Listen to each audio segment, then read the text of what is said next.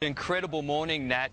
A lot of anxiety here. There were delay after delay as they were waiting for that balloon to take off. Finally it did. It was a spectacular takeoff, and it took Felix Baumgartner, the Austrian daredevil, to 39 kilometres above space.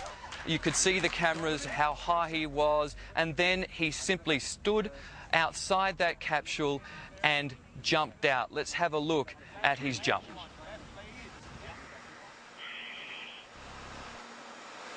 All right, stand up on the exterior step. Keep your head down.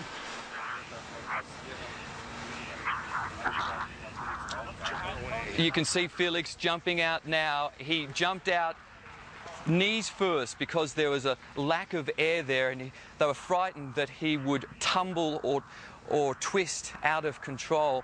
And there was a moment when you could see in that infrared footage as he was coming down that he looked like he was spinning out of control. We think that he broke the speed of sound about 40 seconds into his free fall when there is literally no air. We think that he has. We know that he has broken the record for the highest manned balloon mission. We don't, however, think that he has broken the record for the longest free fall. We think that he pulled his chute early because his visor on his helmet was freezing over and he may not have been able to see. We'll find that out during the morning. Right now, we're waiting for Felix to arrive back here at Mission Control, and where a lot of the people here are waiting for him, including his family. Believe it or not, they've come out from Europe, their first trip outside of Europe, and you can only imagine, Nat, what they must have been thinking watching their son jump from the edge of space. It is incredible, isn't it? So many dangers. Just take us through what he had to overcome, Mike.